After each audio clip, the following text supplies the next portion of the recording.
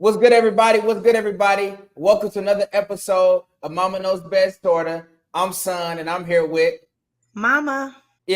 Finally, my mother decided to, or Mama decided to show up on time. The team and I were literally had a post-show or post-recorded meeting lined up tonight to talk about, expediting the process of getting rid of Mama. Again, right. My team and I had a meeting in T-minus 2 hours to get rid of Mama. We've been interviewing different mamas from across the country, on the East Coast, on the South, in the Midwest, on the West Coast, in India, in Australia. I'm sure you got one right in Kansas City who want to take my place. I'm sure you do. I'm sure you do got somebody right in KCMO who would like to take my spot. Anyways, they hear like they want to look like me, dress like me, act like nobody me. wants to be like you. Me.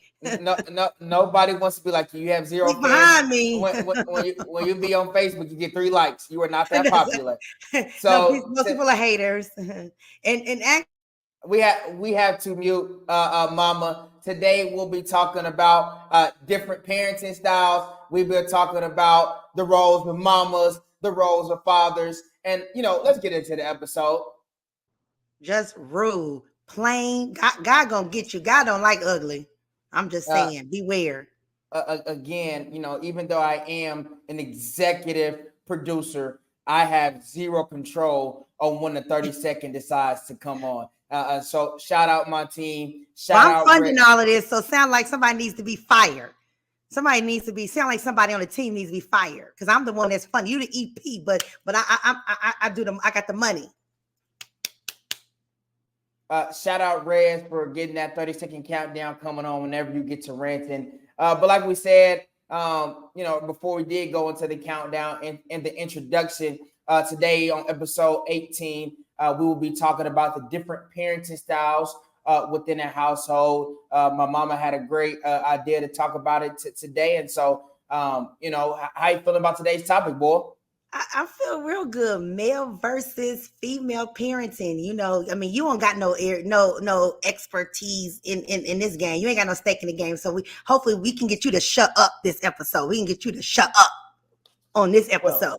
Well, they always say that, you want the next generation to do better than the previous generation. At 23 years old, I do not have a kid. Thank goodness. At your 23, you cannot say the same. So hallelujah. Okay, yeah, but hopefully you ain't had no chick signed up to go to one of them clinics. Thank God you didn't have nobody go to no clinic. Because sometimes people be like, I ain't no parent, but they sure visited that clinic, on the deal. Hopefully you can say that. I mean, fingers crossed. I don't want to know. If you have, I don't want to know. I do believe in God, believe it or not. I don't know about you. My God loves me. I don't know if he loves you. But today we will be talking about the parenting styles. And thank God I have zero clinic visits under my belt. Thank goodness. But I'll kick off the questions. We're going to have, a special guest later on, Mr. Davis. We've had his daughter on earlier episodes, Imani Davis. We love the Davis family led by Mr. Davis. Shout out to my brother, Eli Davis, the best barber in the country. So, we're excited. But I want to do more of the hosting today because, again, I'm not a parent. Mama is a parent. We can't get you to not talk at all? Matter of fact, why you even on this episode? Like, I don't get it. I don't get it. I mean, we should have just brought in somebody else. But you want to talk, you gotta say something. So go ahead. So the first question we have on the ticket is, are women better parents than men? I'm gonna ask that again. Are women better parents than men? I don't want you to hold no punches or pull no punches. The way you were talking pre-show meetings, all the notes we were taking, I want that same energy on camera because we're gonna be clipping it. We're gonna be shout out Reds. We put it on Instagram. We put it on TikTok. We put it on Facebook. We put it on YouTube, and we're sharing it via text message. So go ahead and answer the question: are women better parents than men? Absolutely, we are better parents than men. I mean, just God's gift to the earth. God's gift as being a wife, being a mother, like we're nurturers, we're giving, we're kind. We give of ourselves. Men don't, they go to work. Well, hopefully they go to work because the Bible says if men don't work, don't let them eat. But women, they once they not all, because we got some scallywags out there, but we're talking about a solid woman. Once that baby's there, her life is no longer her own. Her life is given to that child, to care for that child, to whatever that child needs. That's what a woman does. She's the one that's up early praying or can't sleep at night, making sure her kids and her family has what they need. So God didn't put that in a man. He gave all of those emotional, those as a seer to be able to see and like I said, nurture that child, help in train. I won't say train because a dad does do that, but yes, they are much better because they can see what that child needs, provide that need for that child, put them on the path of their, like you, somebody wanted you to be an engineer. And I'm like, oh, no, he's too cocoa and mad. But that journalism, that sports piece, let's put him on that path. So like in a mother bear, they talk about a mother bear. You don't come mess with her cubs because she will cut you. So with just all of those gifts and skills and talent makes I, a better. I wasn't expecting you to go on a 5-minute rant. I mean, good Lord. I mean, we See, had a question. I gotta give everything. You gave an answer that went. You gave an answer that went into 10 different directions. Now, one thing you did say was you kind of dressed it up, right? You juxtaposed it, with the mamas. You said they're the nurturers, and you said the men, the fathers, are the providers. So because women are more nurturing, that makes them a better parent than a man because he leans into the provider role. Is that what you're saying? Yeah, because you got to connect. Money doesn't make you connect. So you got to be able to connect with that child, right? Okay, yes, fine. But now these days, women, they doing both. So what about the woman who's working and taking care of the kid? There's a saying that men are generally not around that they are working, right? I mean, that's an age-old saying. When I say, again, a man that works, we have bums that don't do anything. But I'm saying a good man that works. It's known the wife take care of the household, she takes care of them kids, and the man go work.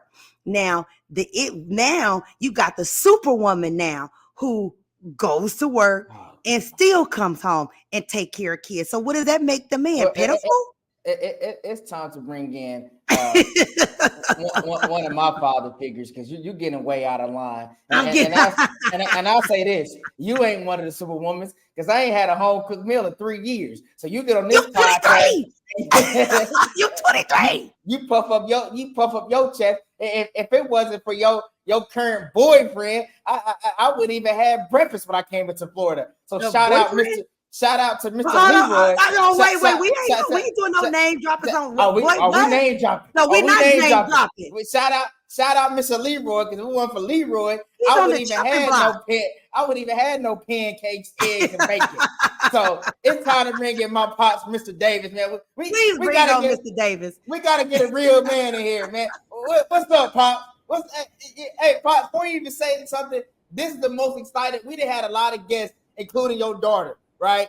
And I ain't never been this excited to have a guest on. This is the most excited I've been. So, Mr. Davis, man, go.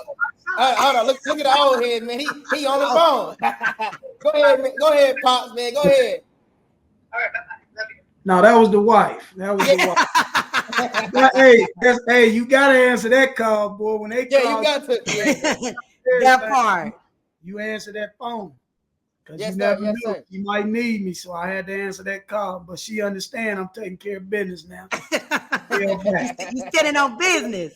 Yeah, she know I'm on the phone with my other son, so she fell back to let me know what she doing. Man, what's up, though, Mom? How you doing, Mom? Well, like you said, we excited about this topic. Excited that you on. Well, I heard you popping off a little bit. I mean, that's what we do. Hey, well, Pops, look, when we bring on our guests, man, we like to we tell them, man, give them an elevator pitch for people that don't know who you are, what our connection is. Just give everybody just a little brief breakdown on Mr. Davis and kind of what you about, who you are. Well, I'm Mr. Davis, Edgar Davis. I live in Danville, Illinois.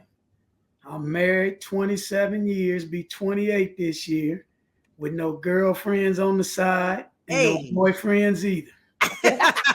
So, you gotta let people know, boy. Hey, I'm putting out there on the DL, so I gotta keep it real. So, me and my wife, we got 4 beautiful children, and they all, college graduates. Met Christian through my son. He went to Mizzou with Christian, and when I first met him, I was like, man, this kid remind me of me. And we hit it off because he's a respectable young man. He's real. Y'all done a great job. And he calls me from time to time, and we really discuss real life issues. I ain't gonna tell him what I think. I'm gonna tell him what I know. Right. I don't play no games when it comes to trying to elevate his life. You know what I mean? Absolutely. So I keep it 100. So, that's me. I'm Pops. OG, right. Call me. Still here, still going. That's right. So yeah, and you qualify for this topic, more than qualified. Probably, hey, you know what? If I wrote a book on my life, it'll be a bestseller. Hey, it sounds like you need to do it. And you got journalism. Your daughter, right, Christian, right there. Right. That's another story. I'm on here to give him, what I feel about parenting. So hit me with whatever you want, and I'm gonna answer to the best of my ability. We're talking parenting styles. We had to bring in a phenomenal father who's been not only a father figure for me, but a lot of people in Danville and in your life in general. So we want to ask you on the question: are men struggling to connect with their? Let me rephrase. I'm sorry. Why are men struggling to connect with their children emotionally? Why are they struggling to connect with their children emotionally? My number one answer would be one word: affirmation. A lot of men aren't affirming their children the way that they should because there's no men in the house. And, being a baby daddy is one thing, and being a father is a real thing. You know what I mean? A father is the head. He's the comforter. He disciplines. He teaches. He educates. He instills manhood in you. You know what I mean? That's one good reason I believe why there's no connection with the son and the father, because he's not affirming him to be a real man. You know what I mean? And a real man is someone who, like I said, take care of his family, take care of his wife, listens, disciplines. Now, I will say this, Mom. Discussion, okay? Decision, no more discussion. Oh, geez. Yeah. Hold on, you said discussion, decision, and then no more discussion. No more discussion. Oh, wow. If I'm being God-led, that's good. If I'm being God-led, she has to follow me. But if I'm living outside the will of God and I'm not being a real man, then she's subject to, go and do whatever. But when you God-led, your wife don't have no reason but to fall in line and submit. See, a lot of men want women to submit, but they don't know how to make her submit. And you don't make them by being mean to them and this and that. You got to show them love. You got to show them that you care. You got to be that heartbeat. You know what I mean? That other boom. When they go boom, boom, you got to be that other boom. That part. Create a safe space. Yes. Now, I mean, I ain't. Now that's taking my thing on how to. I'm glad you made a lot of great points, Pops, and talked about being that heartbeat. You talked about affirmation, going to original point. Right. One thing that's special about you, though, your 2 oldest children are both women, right? And how were you able to? What was the difference from, you have 2 boys, you have 2 daughters. What was the difference of how you affirmed, right, your daughters juxtaposed to how you affirmed your sons? You know, Good what was kind of question. your, you know, what was your strategy with the two different genders? Them girls soften you up. Your heart automatically changes.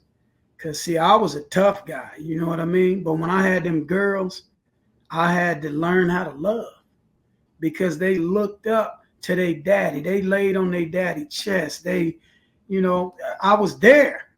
And it just when you raising a daughter, you have to be an example before her to show her what kind of man she wants to marry. Mm-hmm. So if I would have kept being that tough, don't want to listen, just discipline daddy, I wouldn't have never been able to adapt to them. They would have not wanted to be around me, didn't want to be around me. They love being around their daddy because they know that I'm for them. And I tell them both, if a man can't respect you for who you are, you don't need him. If he can't open your door, you don't need him. If he can't come in and knock on this door and say, Right. I want to meet you, you don't need him because you're not dealing with the man. The Bible says when a man findeth a wife, he findeth a good thing. He don't say when a boy findeth a wife, because Preach. a boy can't be a husband. He has to grow up, and that's why I say the father has to affirm both ways. You know what I mean? Mama gonna always be mama.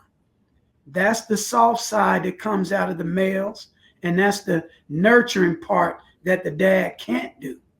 You know what I mean? Mama gonna always make sure if baby got a runny nose, she gonna clean it. She gonna do this, she gonna do that. That's her job, is to nurture. You know what I mean? And we there to protect and lead and guide and love and instill. You know, it's just, Awesome. yeah, we just gotta, you know, we just gotta dig in, and it's gonna be rough.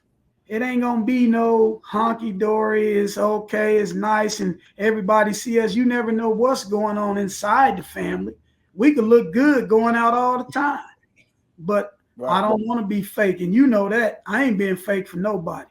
Right. What you see is what you get. If you can't, your laugh, that was you. I accepted that, and I Right. love it. That's who you Right. are. You know what Right. I mean? Man, that can't stand. No, I love that. That's who you are. So if you can't be real, you can't be nothing.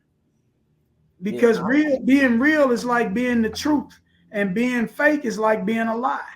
You're gonna have to try to make up for being fake every time you go out. People gonna see it. Right. Right, that's real. Well, pops, you done broke it down on a whole different level, Broke it mama. down. Mama, I want to get you on the back end, mama. Your father wasn't in your life. You didn't have a Mine wasn't Mr. either. Right, you didn't have a Mr. Davis in your life. So after hearing, you know how beautifully, you know, pops kind of broke everything down from his perspective about how he affirmed his children. What were some of the difficulties that you struggled with not having that father figure in your life, not having a Mr. Davis in your life? You know, how did that affect you emotionally, not having that figure? Oh, I mean, where did we start? I mean, you go through identity crisis, just like how you were just saying, you know, you affirming them, you're teaching them, you're building them up, you know, and so not having that, you're figuring it out.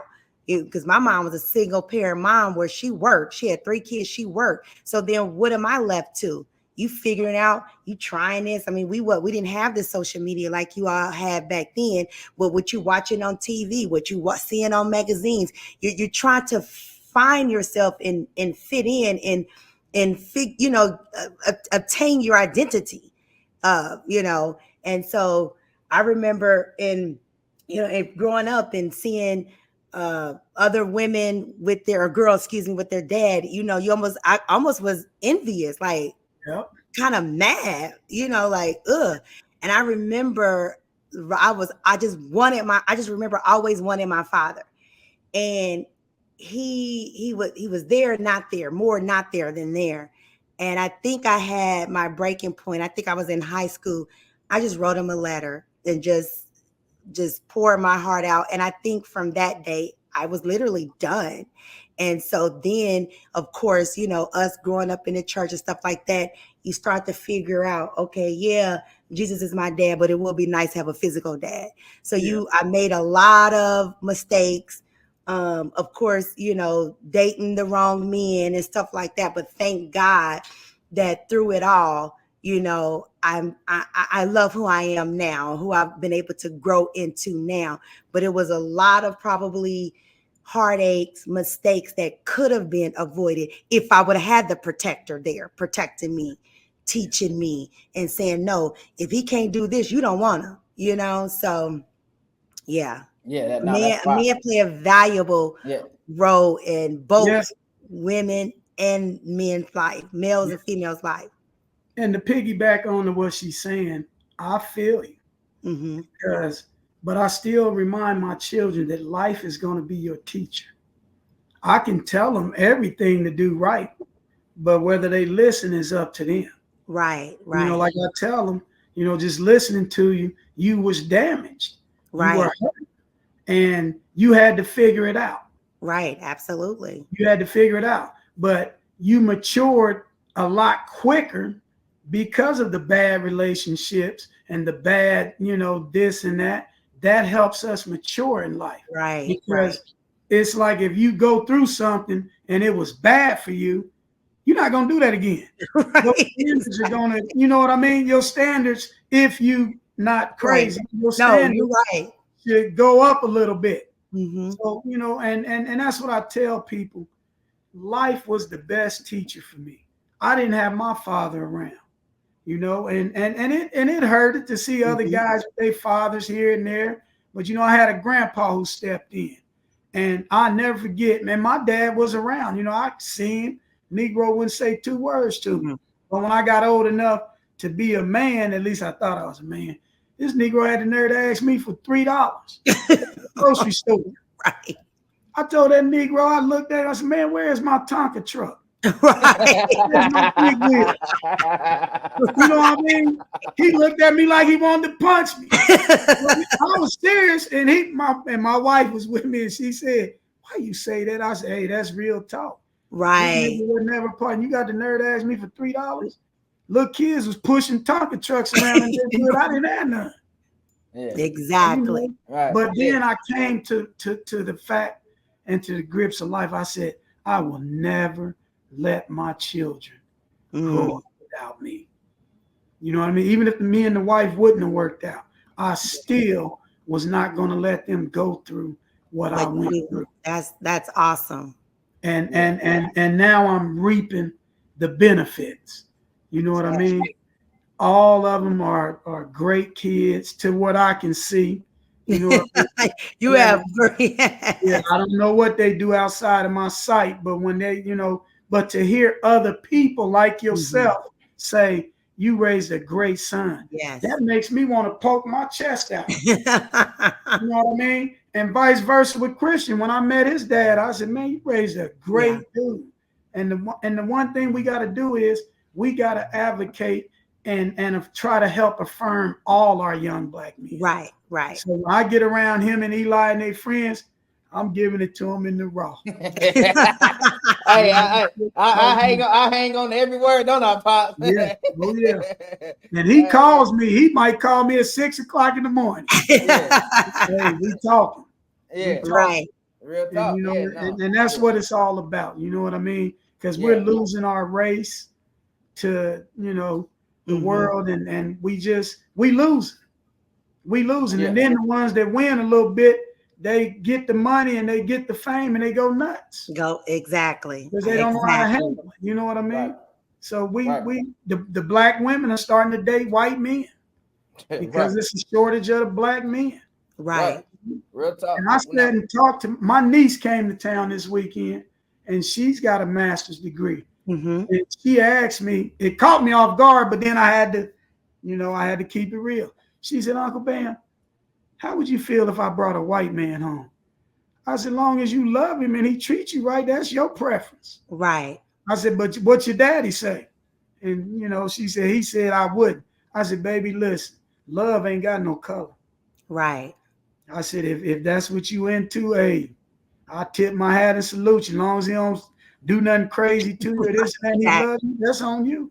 Right. Absolutely. Real talk, Pops. Now, one thing you guys said throughout both of you guys' statements and the common ground that you guys do share is, not having that father figure around or whatever, having great mothers, but not having that father figure there and having to, create create and find you guys' own identity within that. That brings us to the last question of just now being, parents. I view you guys as great parents, right? Pops, with your 4 kids, all of them are extremely successful. I mean, even what Emerson is doing up here, your youngest son up here doing prep school in Boston across the country, which is dope. I mean, it's hard living far away from home at 23. So him doing it at 16, 17 speaks to the mental fortitude that he has. And then mom, whatever, all the success that you have. When did you guys realize, I say that, when did you guys realize you guys great parents? I'll let you take that one first. Man, when did I realize I was a great parent? I actually don't even realize I'm a great parent because I just realized I got great children. And I'll let them tell me that because I don't want to say I'm a great, and a lot of people always say that to me. You guys are such great parents. It wasn't that we were great parents. We just wanted better for our kids. Yes. You know what I mean? That's the whole thing. When you have a life come into this world that you are part of, your morals kick in now. Your values kick in. You don't want them to grow up poverty stricken. You don't want them to grow up, gang bang. That's your seed. You got to protect it. Exactly. By any means. And you got to instill and affirm them, man. You want them to be the best everything. You want them to believe that they can run through a brick wall if they, wanted to. You want them to be able to say the sky is the limit. So when I see their success, that, if you want to say that makes me a great parent, I'll take it. But it's y'all that make us great parents. Exactly. From what we pour into you, and you go out into the world and people can see that you are a legit kid. You ain't no thug, you ain't no B, you ain't no this, you know what I mean? Because a lot of kids get out from under the house. And man, I've seen hundreds of kids come back from college changed. Mm-hmm. You know what I mean? That quiet girl that was the prom queen and got to college and now she the prom hoe. You know what I'm saying? Yeah. And it's all because you got to keep it real, man. Right. You got to keep it real. And that's what I do with my daughters. Even when they started trying to date boys, I just told them, hey, that's your body. Do you want it to be valuable or do you want it to be? I said, ain't nobody going to want to marry no chick that been with 20 dudes. Mm-hmm. Yeah. You know what I mean? Unless he just, Captain Say. But, Right. But that's it, man. They make me the great parent. Mm-hmm. But my wife really was the great parent. You know what I mean? And she came from the same situation I did.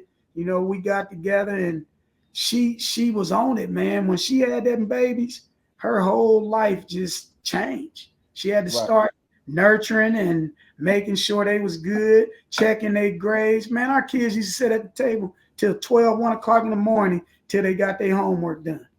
Because we let them know your grades is your money. That's what's going to get you into school free. And all of them got, scholarships, academic. Mm-hmm. And I thank God for that. But yeah, that's what, if you want to call me a great parent, but I don't think I'm a great parent. I just was that dude that wasn't taking no junk.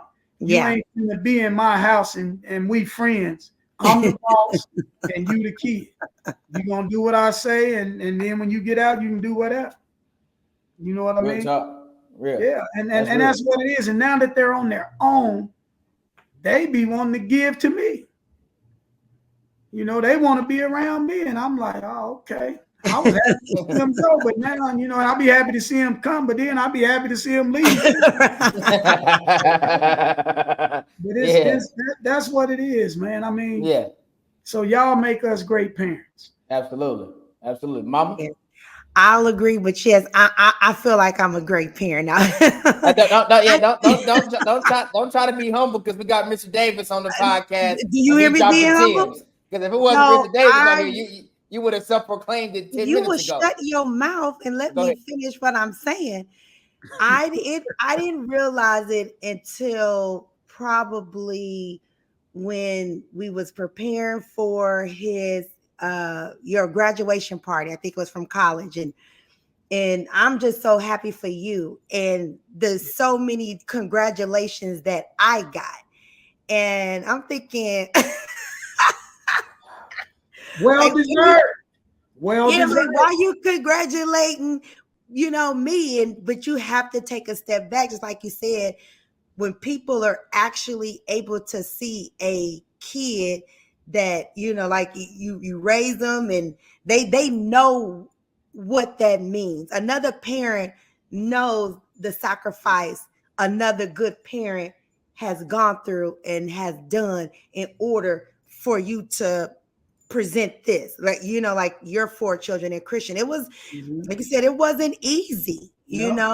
and to just be thankful of, he's now on his own, he's doing his things. Like I said, there's times where I feel like I gotta choke him, yes, but that's when I realized it. But hey, we got the child on the call. You say if I was a great parent or a great parent.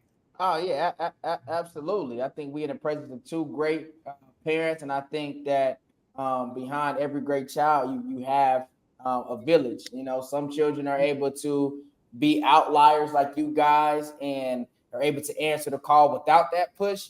But for the most part, man, people attack the Jews and the Hispanics and different racial groups and all that, but they come together, they stick together, they listen, and they trust the process. And I think that's the biggest thing. And I think when you have a figure in your life, and that figure actually lives within your household, that you can see success, you can feel success, and you can touch success, that's the world of a difference. And I think that automatically makes you a great parent, automatically just being there and sacrificing. And unfortunately, with my generation especially, I think we've moved away from, some of the new age parents where it's almost like having a kid is more of a social media thing. It's not really embarking on being what a real parent is, right? The validation, affirmation through Facebook likes. And so to have that and come in the way we did was awesome. But man, this is a great episode. My favorite episode of our 18th episode that we've recorded. It was a pleasure to have Pops on, man. Mr. Davis on here, man. We're gonna have him back.